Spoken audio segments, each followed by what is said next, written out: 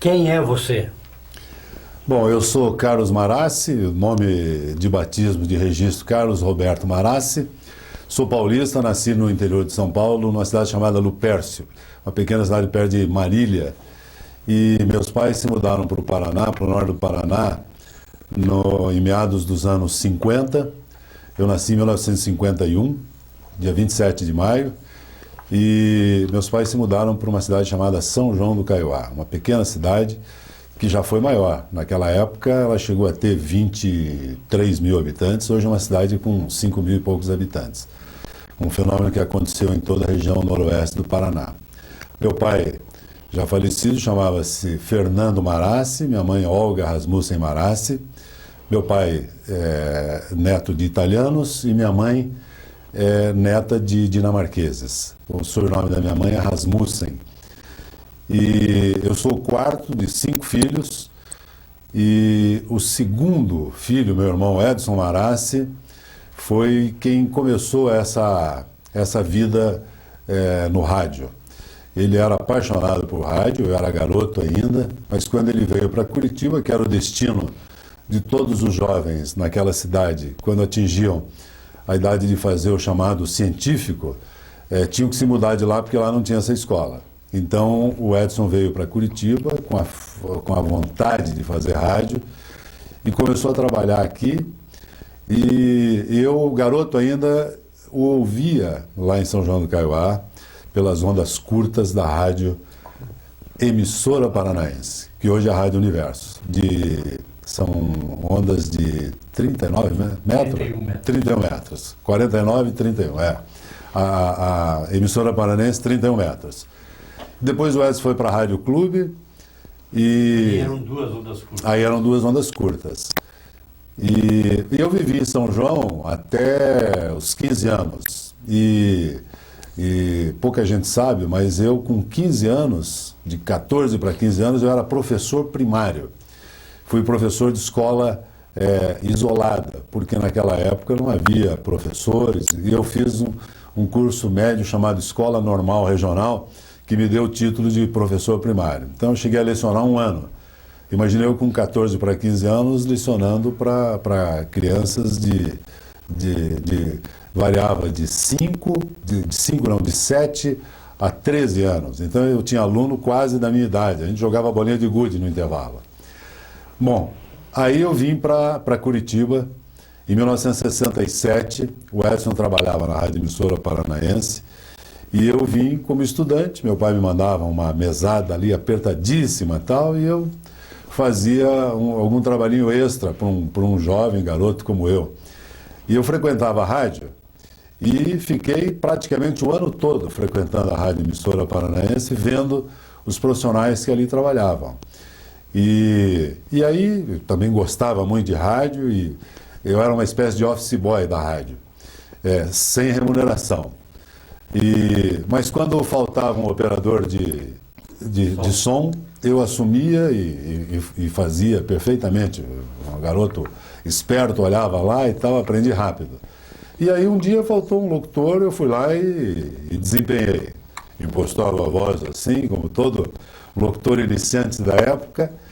E então eu fiz o meu aprendizado na rádio sem ser funcionário, mas terminei o ano de 1967 aqui em Curitiba com um conhecimento bom de rádio, o que me credenciou a voltar para o interior. E aí eu voltei para Paranavaí e arrumei um emprego na Rádio Cultura Norte Paranaense, Cultura de Paranavaí. Cheguei lá com pinta de locutor da capital e tal, com 16 para 17 anos. Meu pai foi junto comigo e fui trabalhar na Rádio do Efraim Machado, a Rádio Cultura lá em Paranavaí. E virei disc jockey da Rádio Cultura, trabalhei lá 1 ano e meio, 68 e 69, até meados de 69, e depois eu vim para Curitiba. Lá em Paranavaí eu fui líder estudantil, fui presidente da UP, que era a União Paranavaense dos Estudantes, e exatamente em 68, no auge da ditadura, Eu era líder estudantil e isso era uma coisa complicada naquela época. Eu tive um problema lá com um oficial do Exército e tive que sair meio correndo da cidade porque ele disse que ia me prender e tal, e realmente era um problema.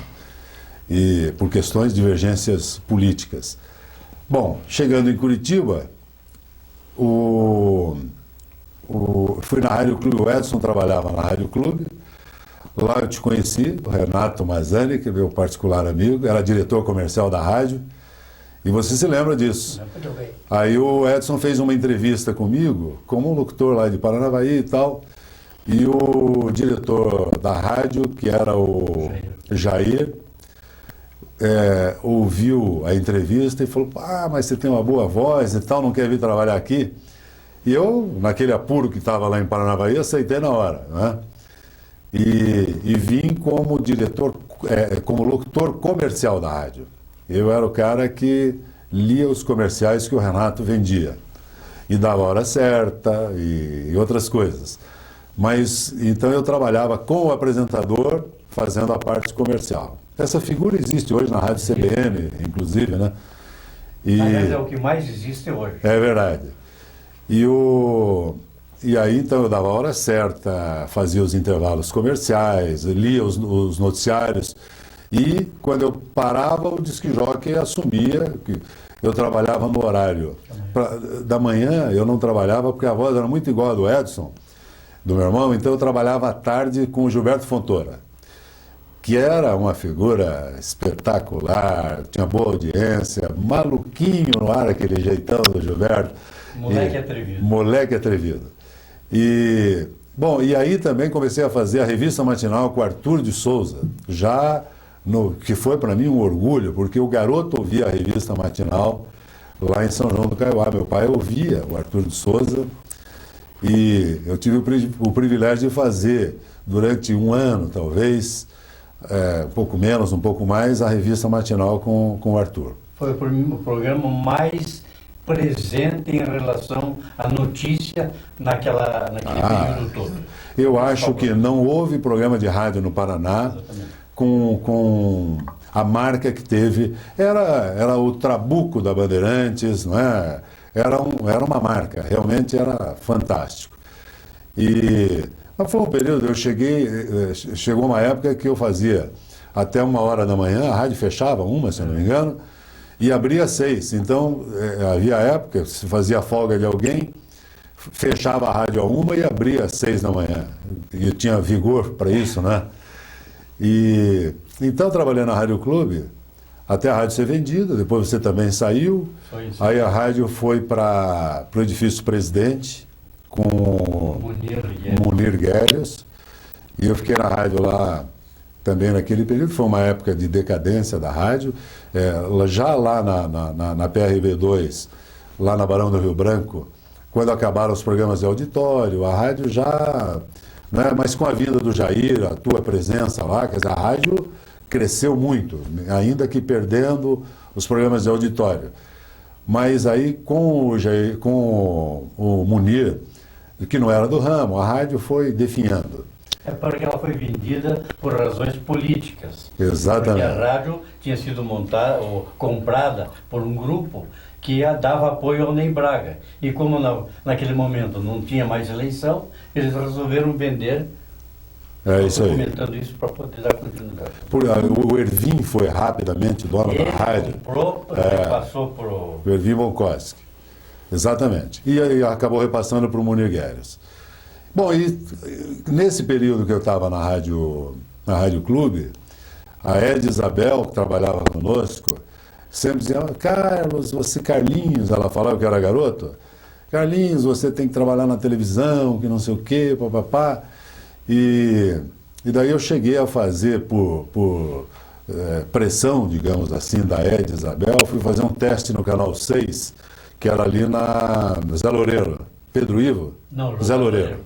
130. E aí fui lá para fazer um teste, não vou me esquecer nunca, TV preto e branco, 1969, talvez, ou 68. Não, 71 já. Não, nessa época ainda não, eu estava na rádio ainda. Pois é. Não, mas não. Tudo bem. Não, esse período não, isso aí foi 69, 70 talvez.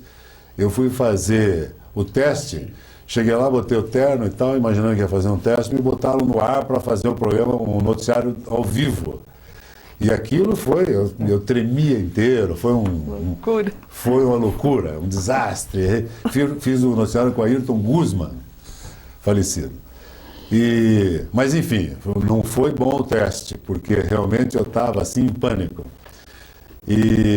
Bom, isso passou e aí em 1971 o Luiz Alfredo Malucelli convenceu, o Canal 12 era na Emiliano Perneta, Ainda. convenceu já o Dr. Francisco, que já era dono, tinha comprado na Jeep Shed, a fazer uma coisa ousada para a época, que as televisões entravam no ar às 4h30 da tarde, 5 horas, e isso para os jovens hoje é impensável, né?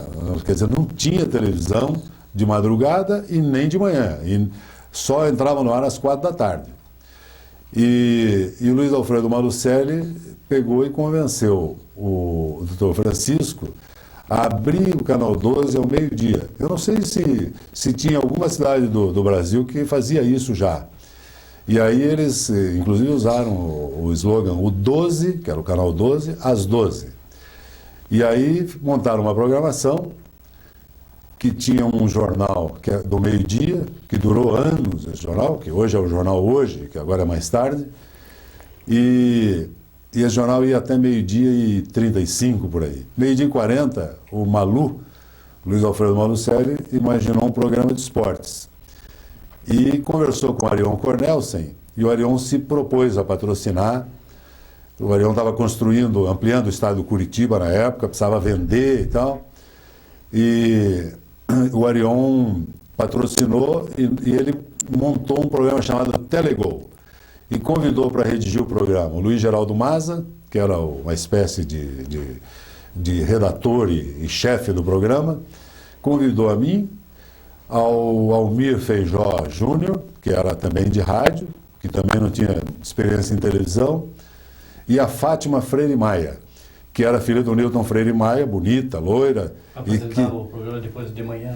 Acho que naquele, não sei se ela já. E ela veio fazer conosco o programa. E foi uma fase interessante. Entrávamos meio-dia e 40 no ar em junho, me lembrou a Leila, de 1971. Então aí sim foi a nossa estreia na TV. Eu não era contratado do Canal 12, eu era contratado da OARCO, que era Organizações Arion Cornelsen. E ficamos no ar lá 1 ano e pouco, 2 anos, sei lá, o programa foi muito bom. Aí nós tínhamos o Osni Silveira, que era comentarista, que depois faleceu num acidente. E aí o Canal 12 acabou me contratando, porque coincidiu com um período que a rádio, eu trabalhava na Rádio Clube e no Canal 12. E a rádio foi definhando de tal forma que daí o Munir já não conseguia pagar os salários, estava atrasado. E eu estava já meio desesperado, ganhava aquele adicional lá no Canal 12, mas aí o Canal 12 me contratou como locutor comercial. Que, para quem não, locutor de cabine, é o termo. Quem não sabe, como os comerciais na época eram ou em slide ou em filme, celuloide, 16mm, precisava ter um locutor para ler os textos dos comerciais, né? Então, quando entrava o comercial, a maioria dos comerciais era slide. Casa das Linhas, grande promoção de papapá, aproveite, Casa das Linhas, rua tal, número tal, e o cara ia passando os slides. Depois, um outro anúncio. E o locutor comercial ao vivo fazia. Eu ficava dentro de uma cabinezinha, eu e todos que se revezavam ali, de 1 metro quadrado, junto na chamada suíte da televisão, né? É a parte técnica. Em inglês, switcher, né? Eu dizia suíte. E eu ficava ali o tempo todo de plantão. Entrava o intervalo, eu corria para dentro da cabine. Terminava o intervalo, sentava numa cadeira, ficávamos ali conversando e tal.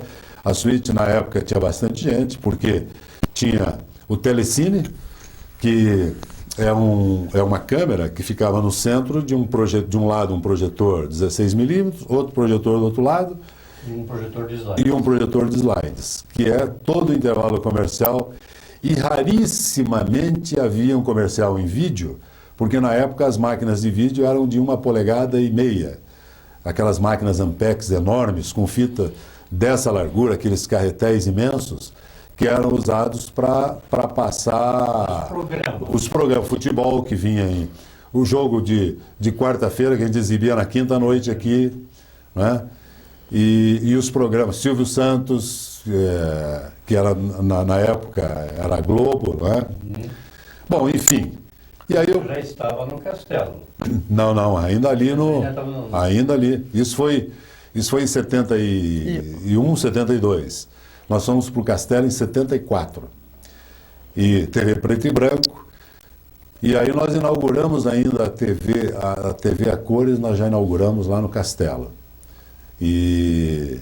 Mas enfim, eu não sei agora para que lado que eu vou nessa história aí. Na rádio você fazia também o plantão esportivo quando tu Bom, na Rádio Clube. É verdade, eu não contei essa parte, foi a minha passagem pelo rádio esportivo, o Renato lembra.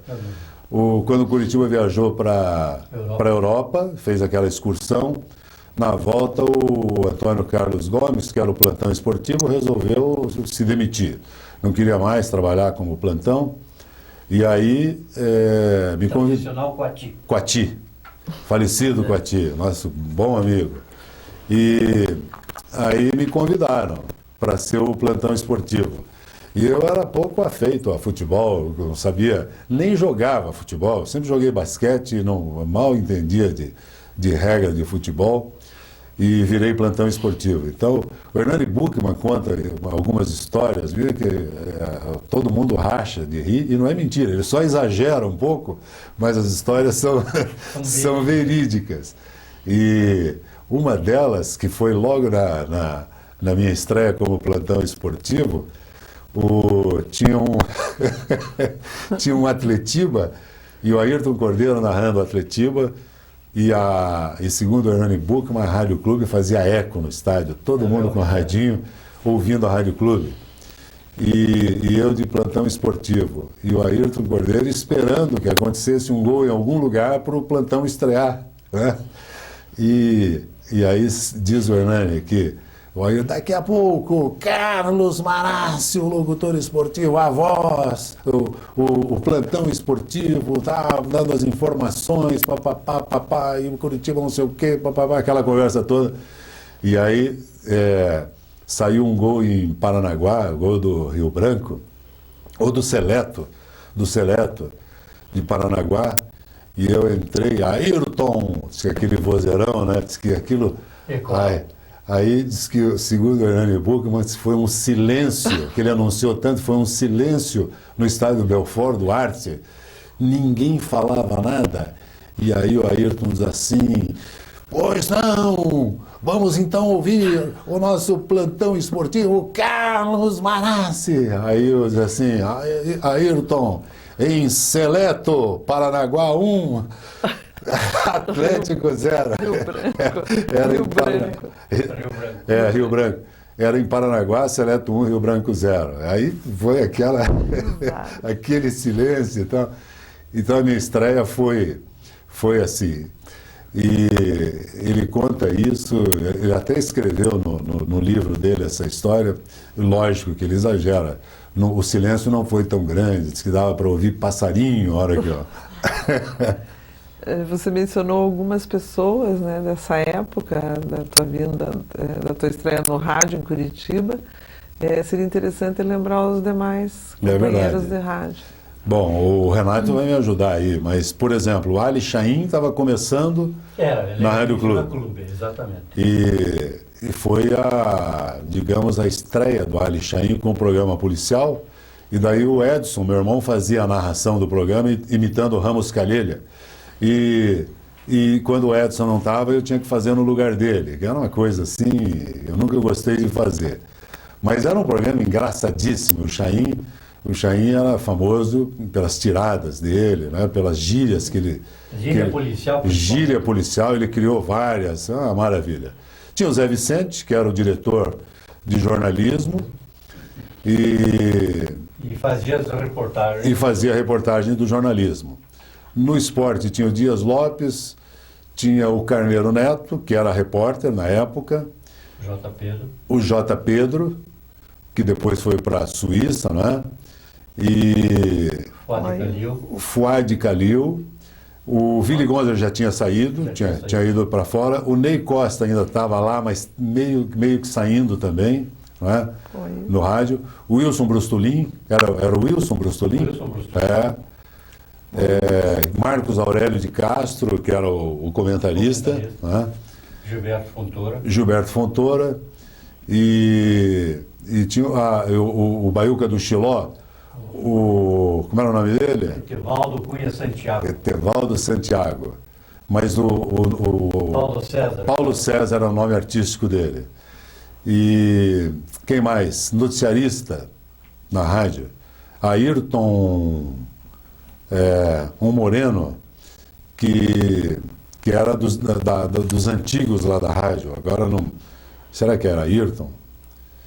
Enfim, Eu não recordo bem. Também, mas eu fiz várias vezes aquele jornal das 22, que era o grande jornal falado B2, né?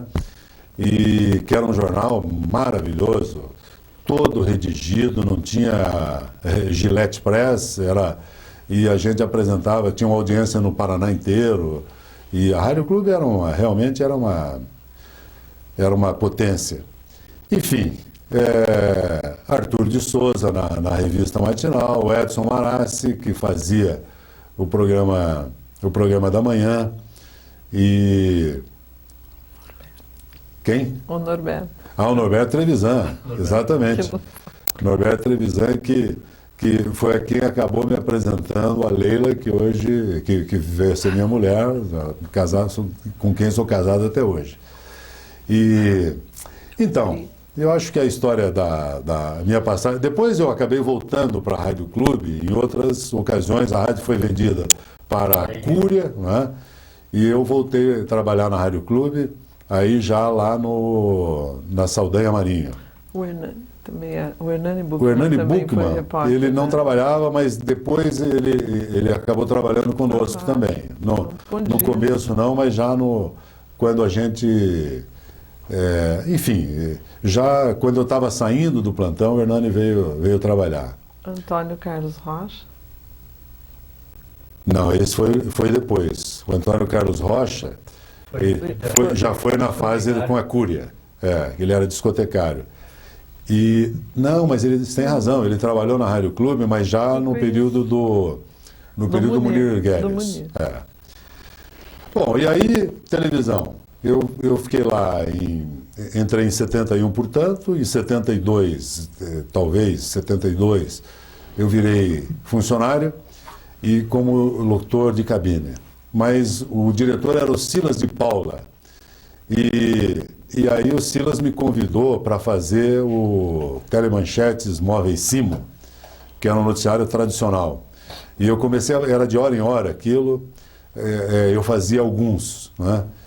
E aí depois eu acabei sendo efetivado como apresentador, não me lembro exatamente, talvez em 73, por aí, eu comecei a apresentar os telejornais da emissora. Aí veio o JJ, veio em 72 para a televisão, Que era João José de Arruda Neto, e que ficou até quase morrer, né? E eu virei apresentador, portanto, e aí tem aquela história, o Canal 12, quando eu entrei, ele já não era Rede Globo, ele tinha sido Rede Globo nos anos 69, por aí, que eram os primórdios da Globo. Até 71. Até começo de 71. E aí nós perdemos a Globo para o Paulo Pimentel, foi para o Canal 4. E aí ficou um período lá com o Paulo Pimentel, e nesse período, então, que nós tínhamos que fazer, fizemos um acordo com a rede de emissoras independentes, era a REI, era uma rede que existia. A partir da Record. Exatamente. Tinha um repórter REI, que era eu e o Edson, meu irmão, que apresentávamos no Canal 12, no horário nobre. E isso tudo TV preto e branco ainda, não é? Era. Ainda ali no edifício, parte do edifício Marisa e o estacionamento ali na Emiliano Perneta. Bom, em 74 nós fomos para o Castelo, lá da Avenida Batel. Castelo que foi do Moisés Lupion. Isso, construído pelos Guimarães e era da família Lupion. E ali, logo que nós chegamos lá, foi inaugurada a TV a cores. O Canal 12 comprou aquelas câmeras, as primeiras câmeras coloridas, e nós inauguramos a TV a cores no Paraná. O Canal 12 tinha aquela coisa de pioneiro, né? O Uragib Shed, quando foi dono, tudo que tinha de novidade, ele não deixava ninguém colocar na frente dele. E no caso da TV a cores, o Dr. Francisco também tratou de ser pioneiro. Então estreamos o primeiro noticiário a cores do Paraná, fui eu que fiz, junto com o Edson. Isso, inclusive, mereceu uma capa da Gazeta do Povo, na época, era do mesmo grupo, mostrando a televisão. Aparece eu e meu irmão do lado, na capa da Gazeta.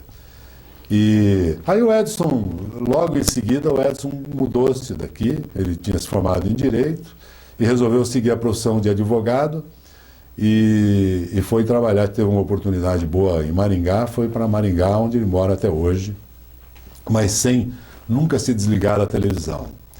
Hoje o Edson tem uma emissora de TV educativa em Cianorte, que é dele, que ele toca.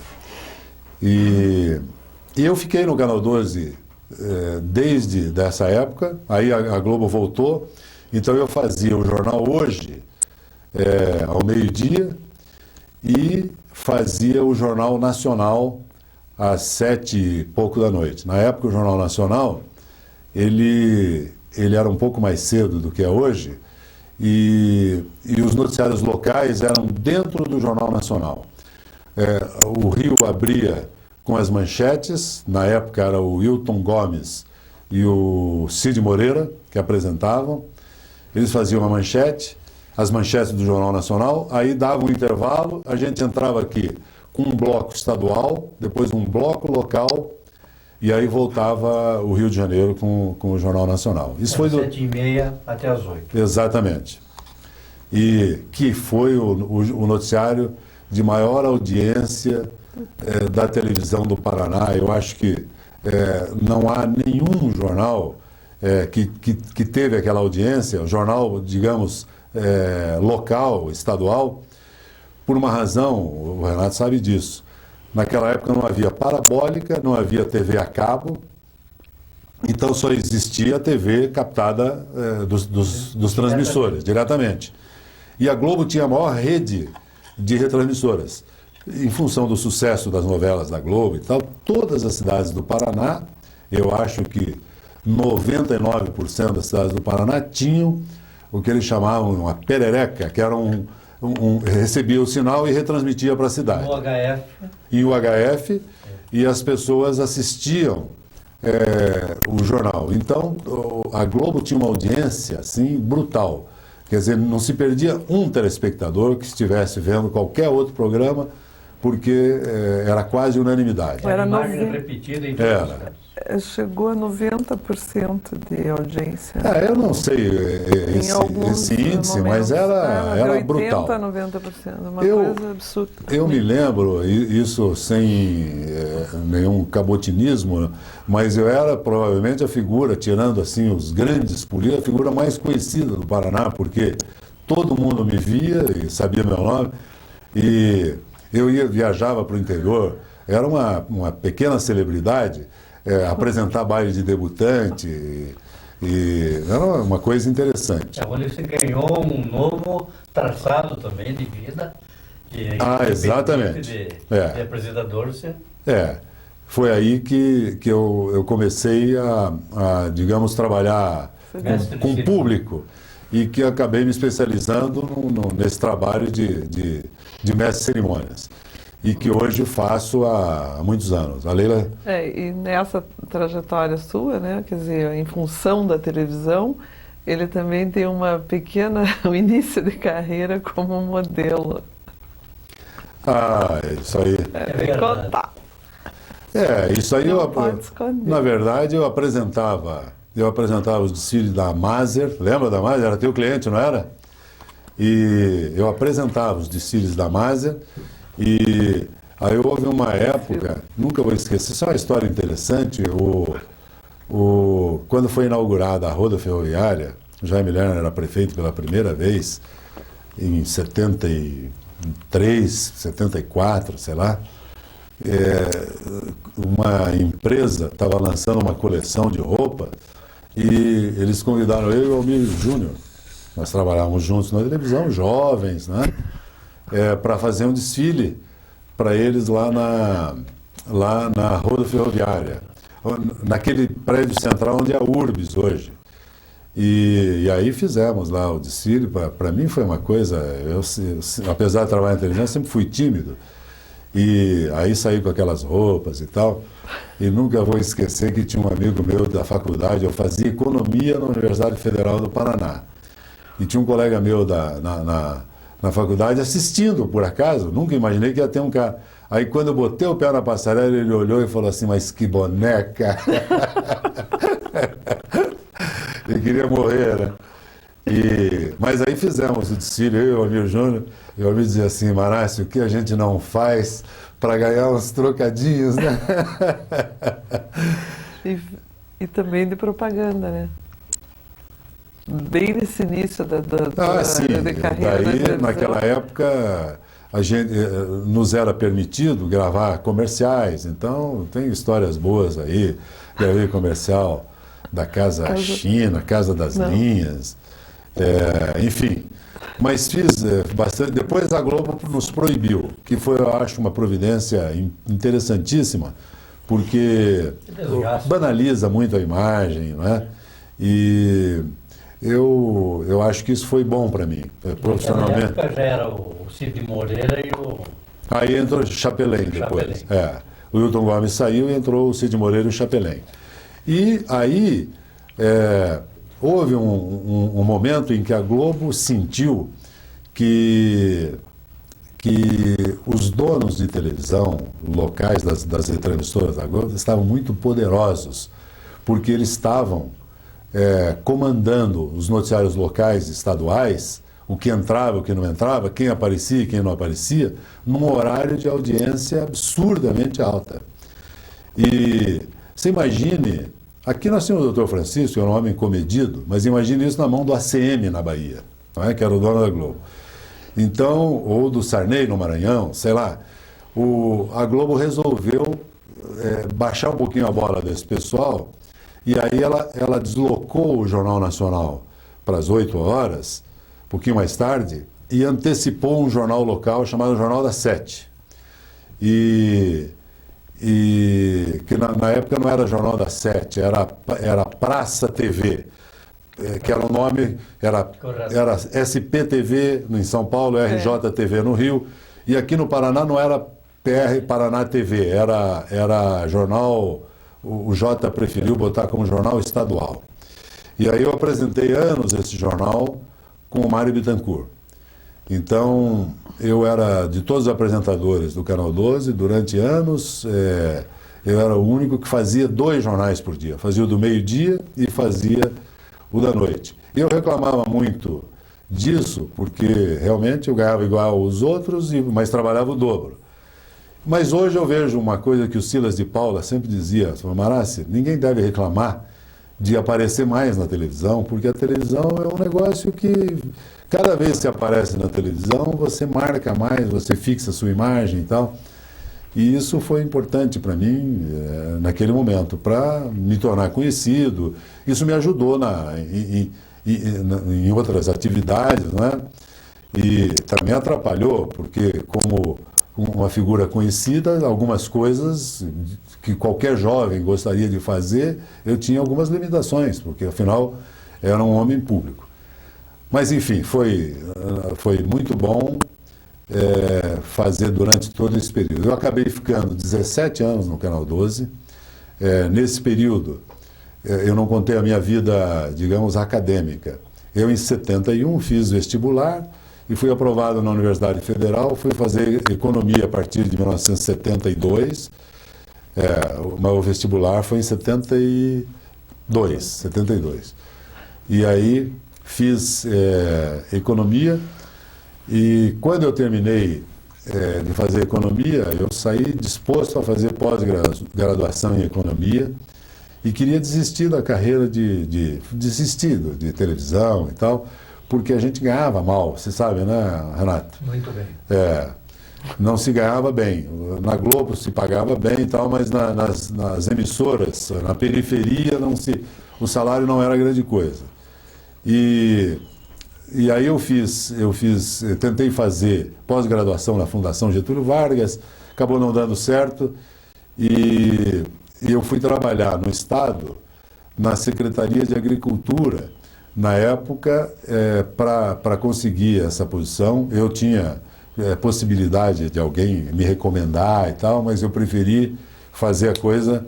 Então fui fazer um curso de pós-graduação em planejamento, pelo Programa Paranaense de Treinamento de Executivos, que era uma parceria da Secretaria de Planejamento com a Universidade Católica. Então eu fiz especialização, um curso grande de especialização, e saí especializado em planejamento.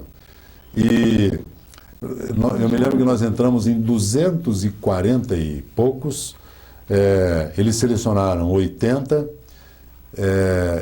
que foram os que terminaram, os que fizeram o curso até na primeira fase. Depois dos 80, 40, tudo por provas, 40 foram selecionados e esses 40 seriam contratados pelo governo, porque havia esse convênio com a PUC. Naquela época, só para informar, porque se tratando de serviço público, não havia exigência constitucional do concurso público, mas o curso funcionou como um concurso. Exatamente. Só os aprovados poderiam participar. O curso era planejamento governamental. Exatamente. Aí eu fui trabalhar na Secretaria da Agricultura, na área de planejamento, e fiquei trabalhando. Eu trabalhava na Secretaria e trabalhava no Canal 12. E assim foi praticamente a minha vida toda, trabalhando na televisão e no governo. Depois eu trabalhei na agricultura, depois fui trabalhar na Claspar, depois eu fui trabalhar no IPARDES, só que aí prevaleceu, como a minha imagem de jornalista era muito forte, acabou sobrepujando a carreira do economista. Então, eu entrei como economista e acabei trabalhando como jornalista. E aí, eu era assessor de imprensa do IPARDES, depois eu fui trabalhar na Secretaria de Indústria e Comércio a convite do Chico Simeão, que hoje é meu particular amigo,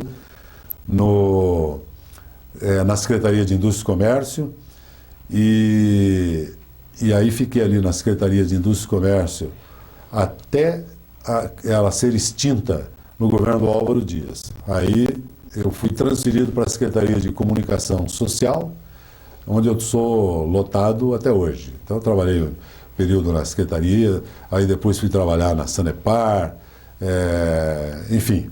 Hoje eu estou prestes a me aposentar, estou com 43 anos de contribuição e já poderia estar aposentado, mas ainda estou na ativa porque eu acho que ainda posso contribuir um pouco. E trabalho no Tribunal de Contas, na área de imprensa e no cerimonial. Então essa, digamos, é a outra face da minha carreira. Bom, eu não sei com quanto tempo nós estamos.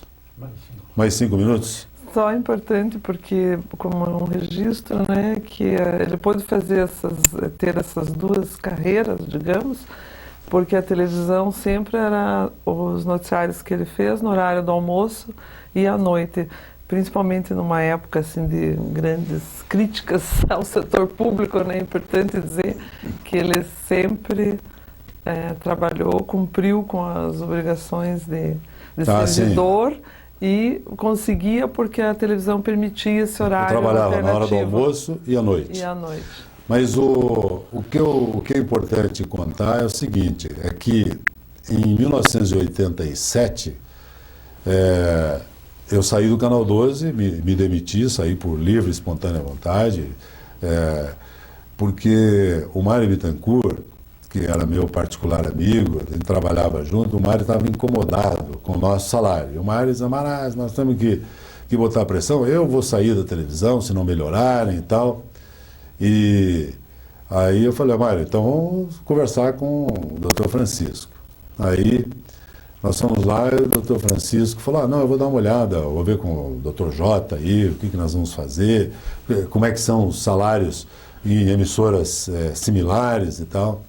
Aí voltamos 3, 4 dias depois, o Dr. Francisco disse que o Jota disse para ele que os salários que se pagavam, por exemplo, em Belo Horizonte, em Porto Alegre, Campinas, cidades, segundo ele, similares, eram muito parecidos com os nossos, que nós estávamos na média. Aí eu falei, olha, doutor Francisco, com todo respeito, eu acho que o Jota ou quer nos prejudicar ou não pesquisou direito, porque eu duvido que os salários nossos estejam alinhados.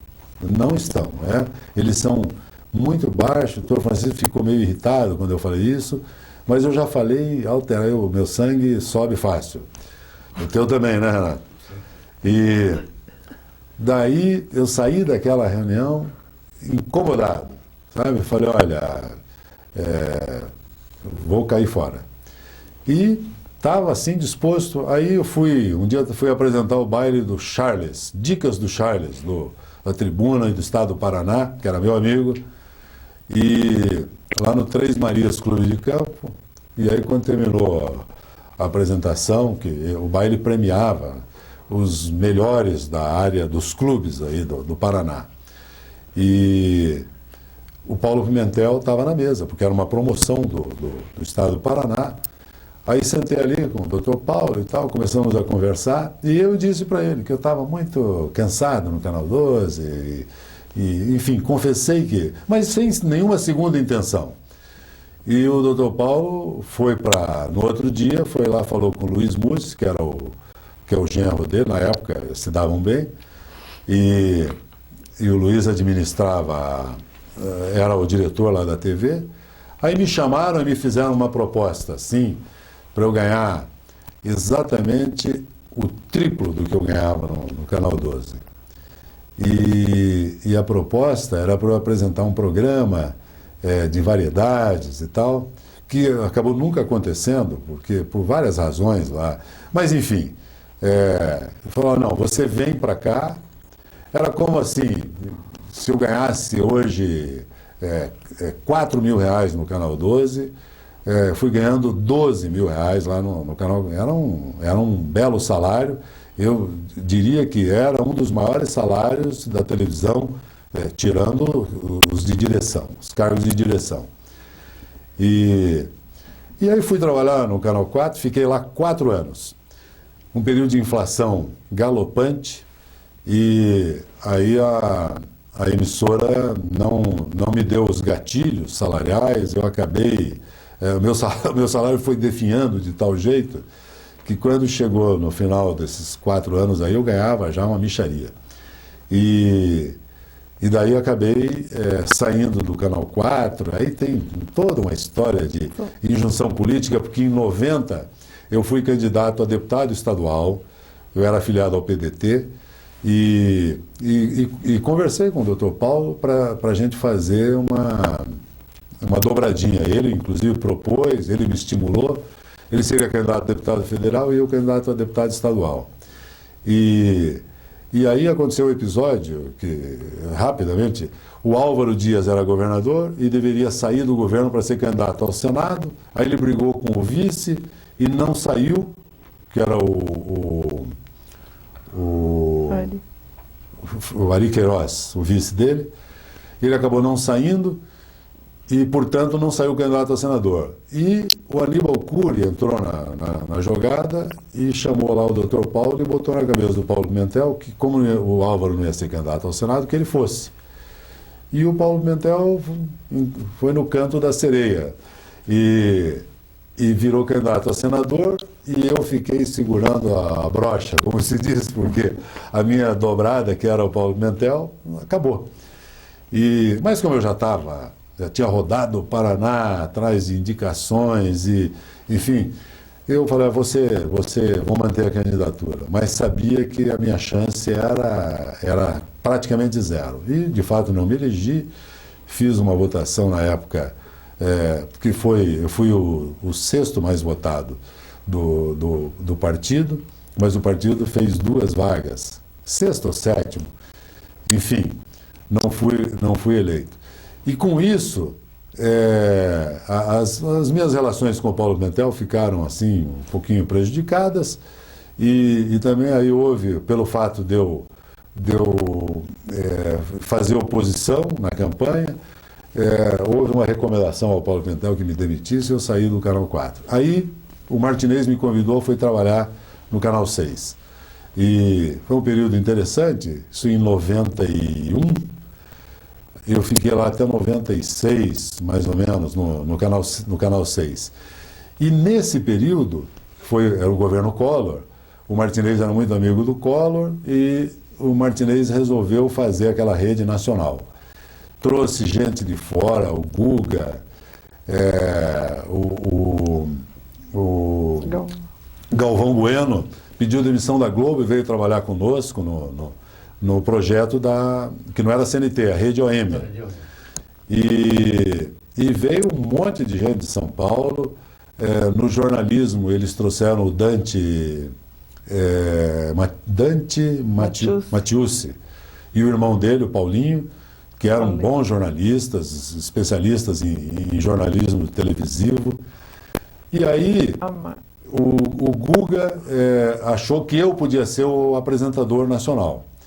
E aí fui escolhido como apresentador nacional, e foi uma experiência interessante. Eu virei o primeiro apresentador nacional, o primeiro e único do Paraná, porque também não teve outra experiência.